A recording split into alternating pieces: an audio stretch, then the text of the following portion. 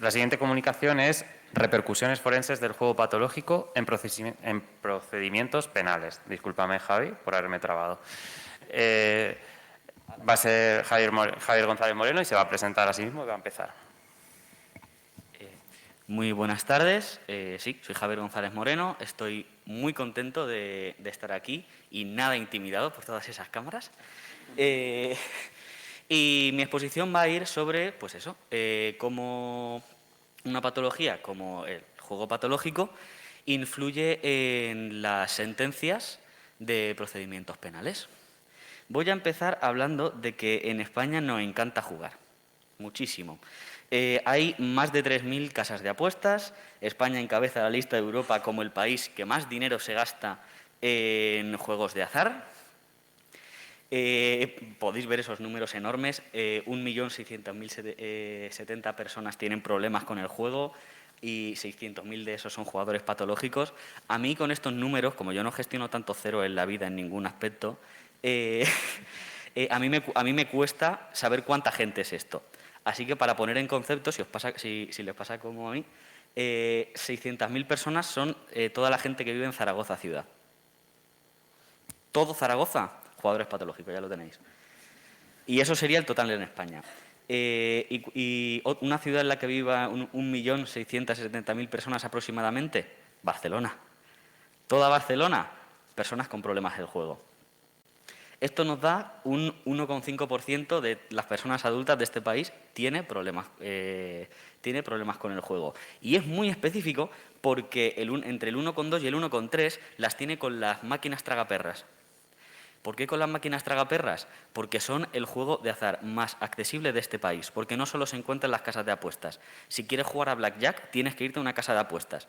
Pero si quieres jugar a una tragaperras, te vas al bar de... ya está, de aquí. Y seguramente hay una tragaperras en la que puedas jugar. La ludopatía o juego patológico, en la literatura científica se utilizan los dos términos indistintamente, lo cual nos habla de la utilidad de ambos. Se denomina como una adicción conductual. No me vengáis por aquí con que todas las adicciones son conductuales, porque lo son. Esto hace una diferencia en que son adicciones que no tienen que ver con sustancias. No me pillaréis por ahí, malditos conductistas.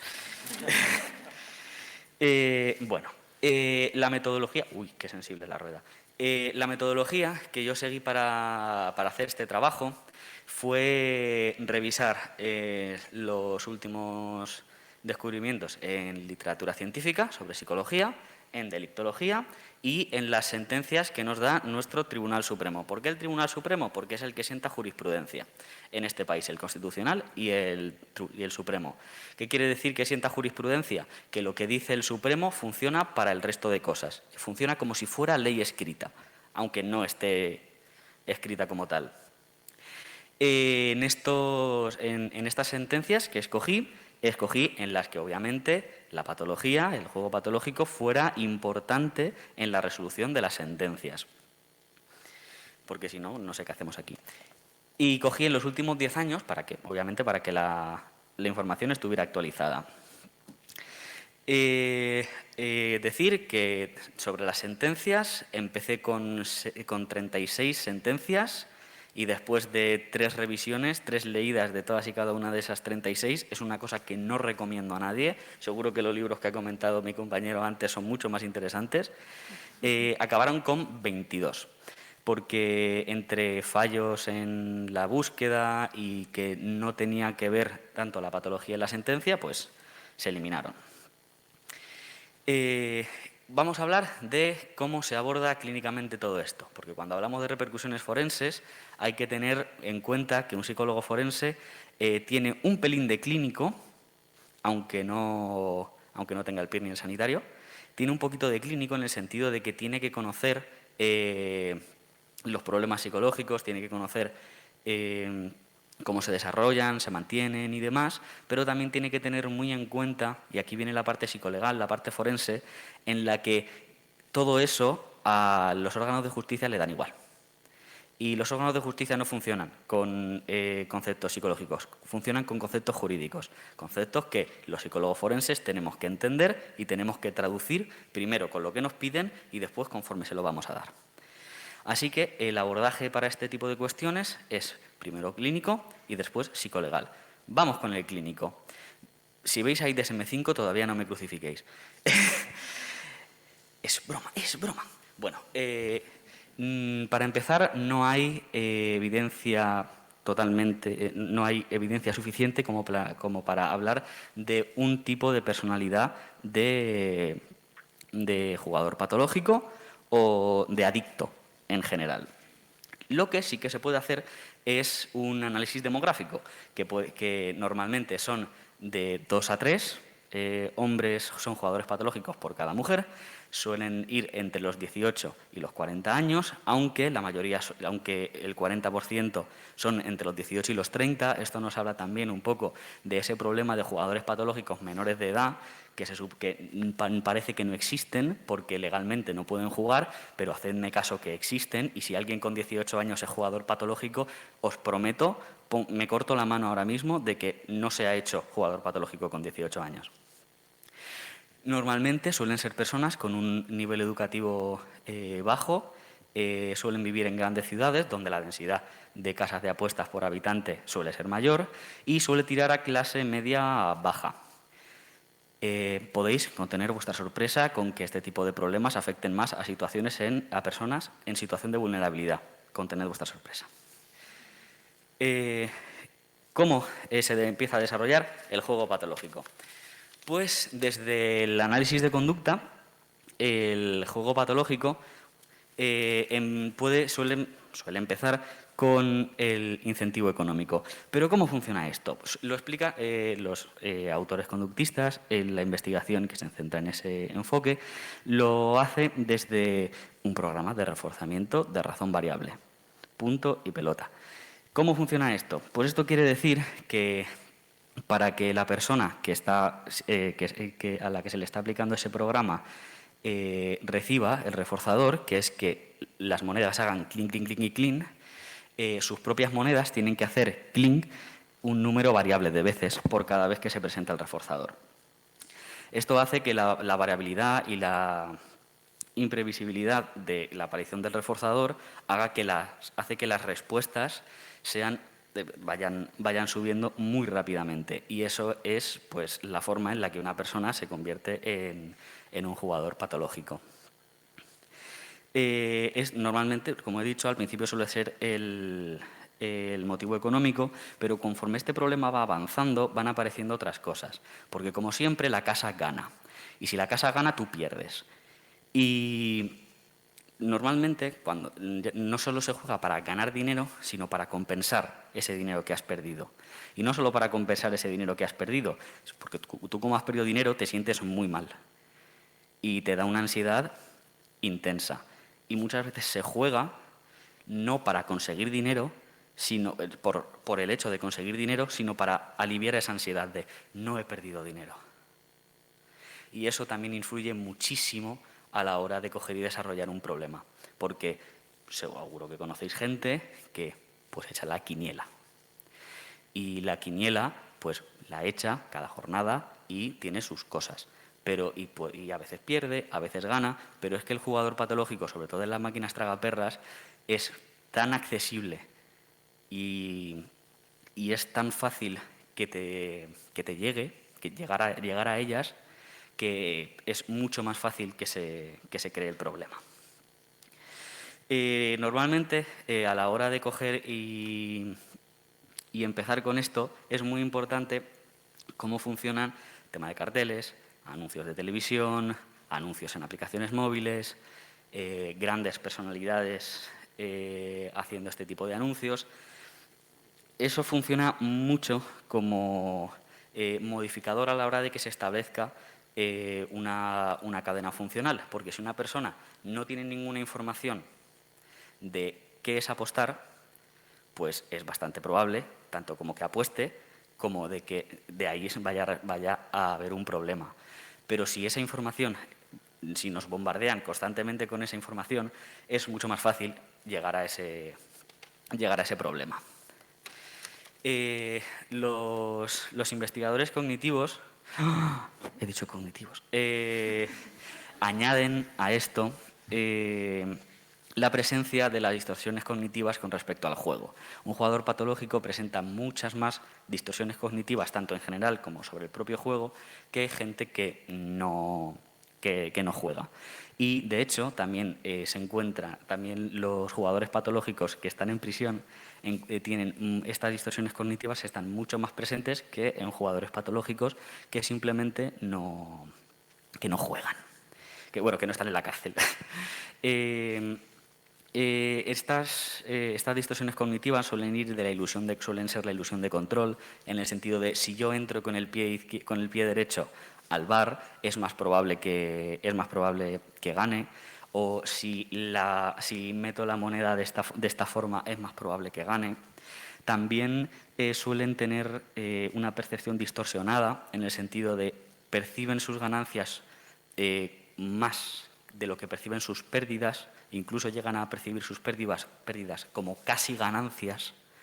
Y esto es muy importante porque cuando cogen y llevan mucho rato, estas pérdidas, que todo eso es dinero perdido, señoras y señores, es dinero que no va a ningún sitio, lo ven como, es que si todavía no he ganado, si he estado todo este tiempo perdiendo, quiere decir que viene ya. Y no necesariamente.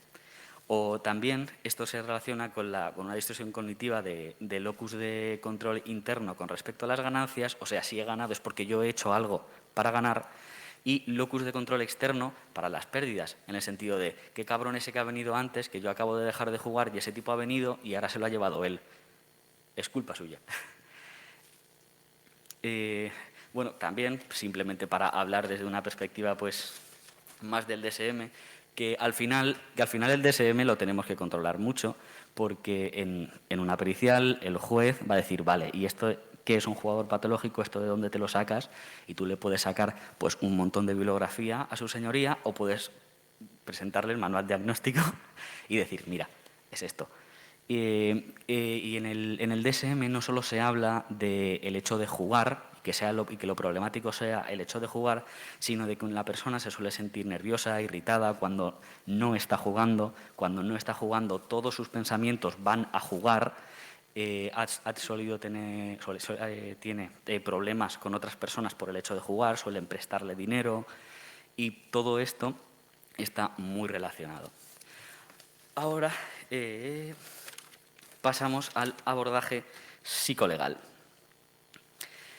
En el abordaje psicolegal todo esto lo tenemos que traducir un poquito, y en la evaluación forense sobre lo que nos centramos es sobre la impulsividad. Que la impulsividad, Eysenck la describían como actuar rápido e irreflexivamente, priorizando las ganancias presentes, ignorando las consecuencias a medio o largo plazo. Esta información está muy bien, pero de momento, de dos ponencias que llevamos en dos, vamos a hablar de Ricardo de Pascual, ¿por qué será? Se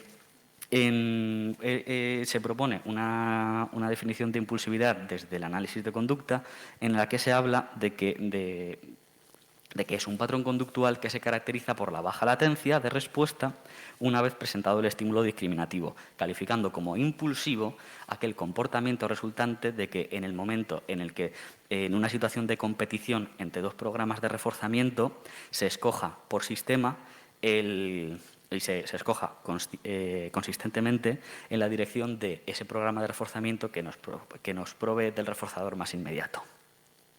Bien, el factor de la impulsividad está muy presente en el tema de la ludopatía, porque el ludópata, el jugador patológico, siempre acaba priorizando el juego sobre el resto de cosas. Y ahora hablamos de imputabilidad. ¿Qué es la imputabilidad? Es un concepto puramente jurídico que dice que una persona imputable, una persona a que se le puede penar por un delito, es aquella que es mayor de edad, que no presenta ninguna anomalía psicológica, intoxicación o abstinencia a drogas, alteraciones de la percepción o trastorno mental transitorio, que por amor de Dios no me hagáis hablar de él hoy. A la hora de hablar de que una persona no es imputable, se habla sobre la comprensión del delito, hablando lo que dicen los juristas, lo que denominan como capacidades cognoscitivas, y la capacidad de adecuar la conducta sobre dicha comprensión, que son las capacidades volitivas. En el tema del juego patológico, las capacidades que estarían afectadas serían las capacidades volitivas, en la que una persona, aunque sepa que atracar a alguien, que estafar a alguien es algo que es un delito y es algo que está mal, y comprenden lo que quiere decir estafar y lo que quiere decir robar, se entiende que no pueden hacer otra cosa, no pueden dirigir su conducta a algo que no sea eso por la patología presente. A ver. Así que eso, ¿la ludopatía modifica la responsabilidad penal? Pues bueno, pues lo hace a veces, porque esto depende de ciertos factores cualitativos, cuantitativos, cronológicos y de causalidad, que son los que le importan a sus señorías. Cualitativos quiere decir, ¿esa alteración está presente? ¿Sí o no? Cuantitativos, ¿vale? Esa alteración está presente. ¿Hasta dónde llega esa alteración? ¿Cómo de importante es esa alteración en la vida de la persona que la padece? Cronológicos, y esto es crucial en el tema del juego patológico, el tiempo que ha habido entre un evento de la patología con la comisión del delito. Y esto es crucial. Y de causalidad, que efectivamente el hecho de estar presente esa alteración sea lo que ha provocado ese delito.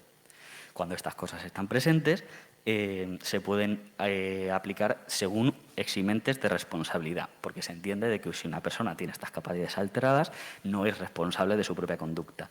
Se puede poner una eximente completa, que es la exención total de la responsabilidad penal, en el que las medidas que se toman son otras, una eximente incompleta, que se atenúa esa responsabilidad y la sanción es rebajada, pero aún sigues yendo al talego, y la atenuante analógica, en la que se atenúa la pena al grado mínimo posible. Vale, perfecto. ¿Esto cómo aplica al juego patológico? Pues el juego patológico, al ser una adicción conductual, está bastante fastidiada, porque si una persona comete un delito cuando está puesta de coca, pues le hacen un análisis médico en comisaría y efectivamente está puesta de coca. Y eso dan los análisis, así que no tienes que explicar, así que ahí está. En cambio, con el juego patológico es bastante más complicado. Así que vamos a ver las sentencias. ¿Qué es lo que nos dicen? Pues vemos que efectivamente hay muchos más hombres que cometen delitos que mujeres, 18-4.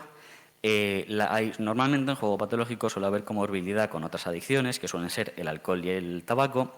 Y aquí vemos que no suele haber comorbilidad, que con alcohol fueron 2 casos y con otras drogas que fueron cocaína y cannabis hubieron 3.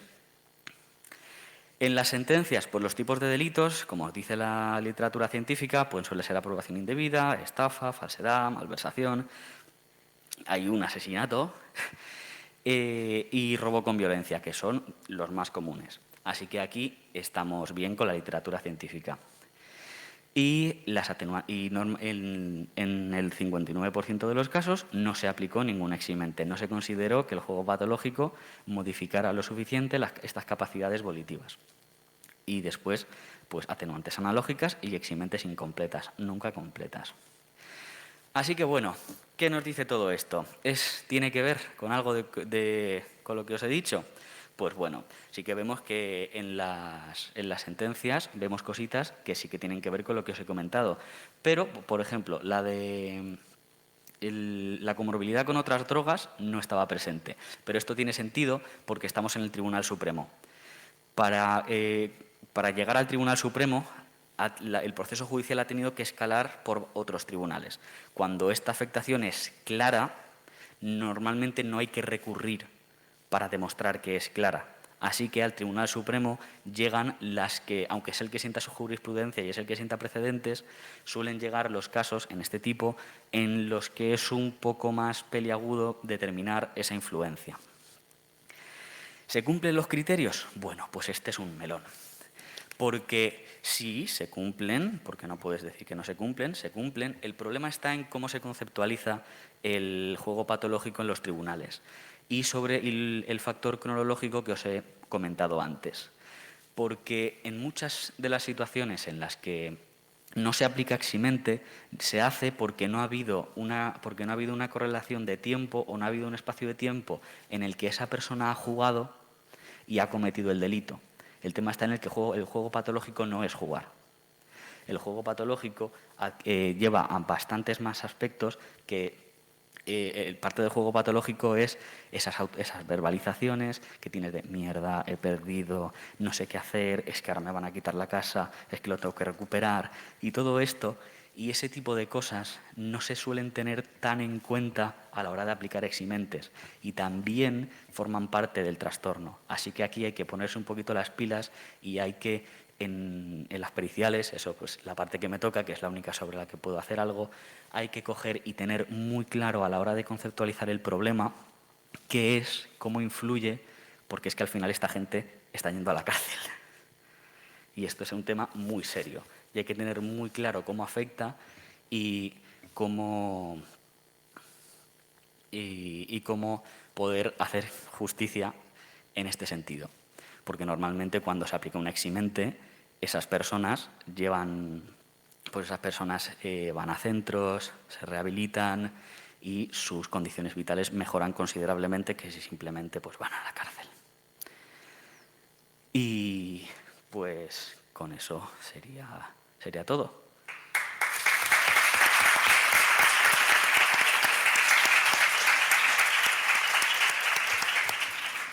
Muchas gracias, Javi. Vamos a dar el turno de preguntas por aquí por los presentes. Si alguien tiene alguna duda, hacemos el mismo procedimiento. Levantamos la mano y acercamos un micrófono. Por aquí tenemos un par. Perfecto, y en la mesa también tenemos otra. Hola. No sé si el hecho de que tengan muchas preguntas es algo bueno. Bueno, hola, muchas gracias por la charla. La verdad es que me ha encantado. Muchas gracias. Mi pregunta era que si crees que si se tuviera más conciencia social sobre la ludopatía y lo que has explicado de que, bueno, el juego patológico, que es más que solo el juego, que si en los juicios se tuviese más en cuenta. O sea, no sé si me he explicado o no. O sea, que si se supiese más sobre el tema, se tendría mucho más en cuenta los juicios y no iría tanta gente a la cárcel por el juego patológico. Vale. Sí, si hubiera mucha más conciencia social sobre este tema, obviamente los jueces, los letrados, los fiscales,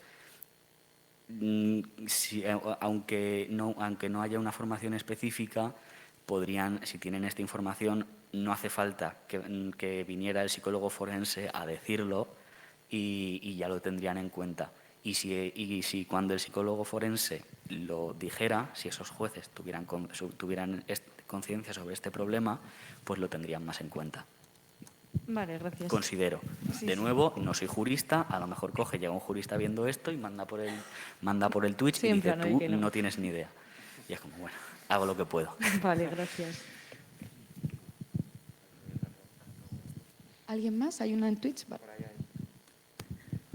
Buenas, a mí me ha gustado también mucho la charla, me ha parecido un tema muy interesante, además traer Gracias. el tema de la psicología jurídica que no se suele, bueno, y peritajes y demás que no se suele hablar. Entonces, yo mi pregunta es, no sé si habrás llegado a esta parte de las sentencias, más de la resolución y tal. Entonces, yo quería preguntarte también por tu experiencia y demás, si, dado que aparte de la pena de prisión hay más formas de cumplir una sentencia, si en alguna ocasión tú has visto que los jueces también dictaminen que haya una rehabilitación en esa adicción, ¿no? Porque yo sí he visto casos donde, además de la pena, pues el juez ordenaba que fuese a un centro de rehabilitación en drogas, de sustancias o de alcoholismo, además. Entonces, en adicciones así conductuales, ya sea juego o otras, si tú has visto que se pronuncien en este aspecto.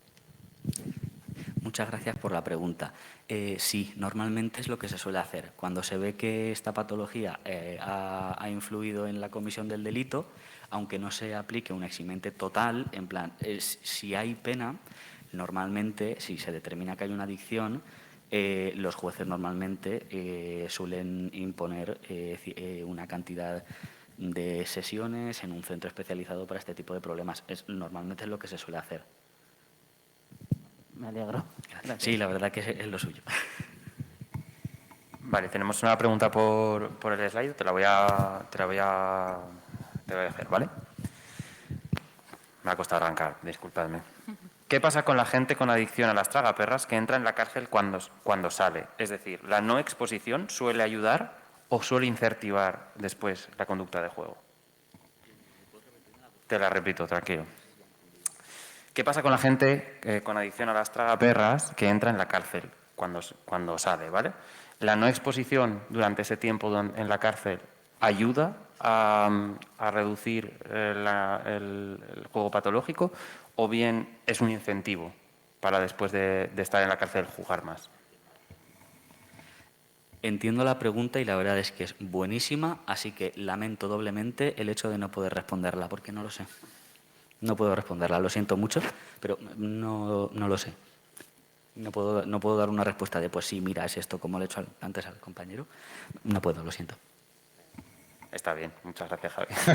¿Tenemos una pregunta por Twitch o...?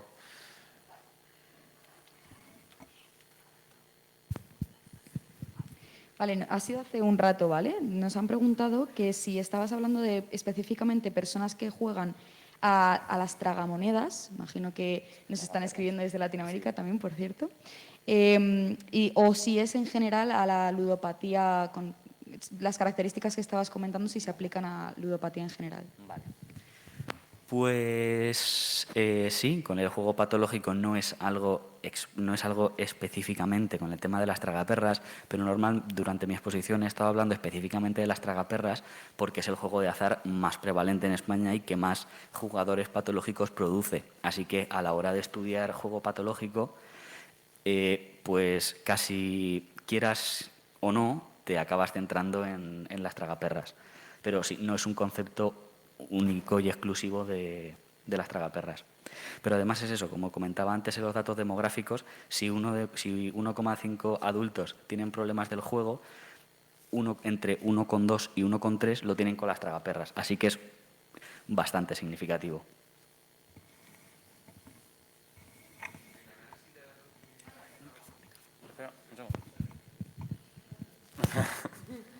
En el análisis de datos que has estado haciendo de jugadores patológicos, ¿has notado a lo largo de los años un cambio de tendencia, de que se esté rejuveneciendo, que esté pasando mucho más a las plataformas online y demás? ¿O está siendo algo más mantenido, está cambiando el perfil de jugador patológico, aunque ya hemos dicho que no hay uno estandarizado, pero que esté cambiando un poco?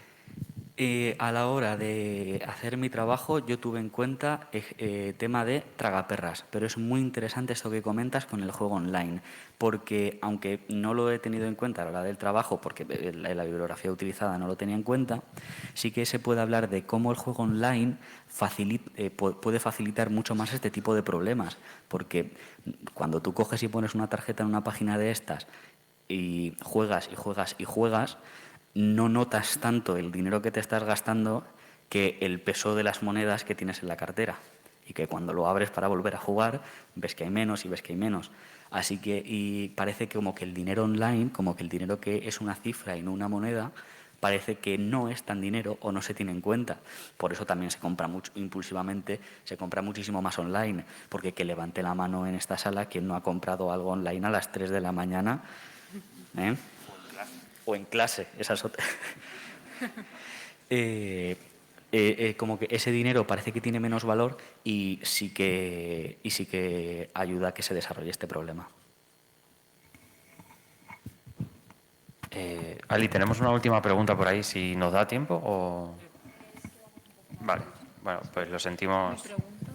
Sí, es que también teníamos aquí otra de esta ponente, para Javi.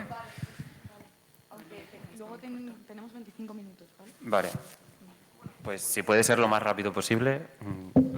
Sí.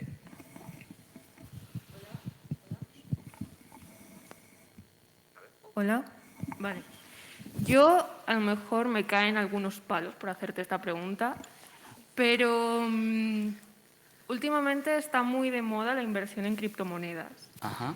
Y cuando has hecho el perfil clínico del jugador patológico, me ha recordado a algunos perfiles que yo veo de adolescentes o gente sin formación en este campo que invierten en criptomonedas, y quería saber tu opinión sobre las similitudes, si crees que puede un inversor de criptomonedas llegar a tener algún perfil parecido al del jugador patológico. Gracias. Qué buena pregunta. Sí, considero que hay factores compartidos entre un jugador patológico y una persona que invierte compulsivamente en criptomonedas. Imagino que una diferencia que puede haber en este sentido es que en el jugador patológico quien gana es pues, el dueño que tenga la tragaperras o el dueño del casino. Y normalmente las inversiones en criptomonedas uno no suele meterse solo, suele meterse con alguien o con alguna organización, y normalmente ese alguien y esa organización es la casa, que es la que siempre gana al final. Y que ese tipo de inversión en criptomonedas en adolescentes o en gente sin formación, pues tiraría más a lo que viene a ser una estafa. O no, que no soy jurista, no puedo decir si eso es estafa o no. Muy bien, pues muchas gracias por las preguntas. Muchas gracias, Javi, por tu tiempo y por tu sesión. Y vamos a pasar a la última sesión de Sara, así que ponte por aquí, por favor.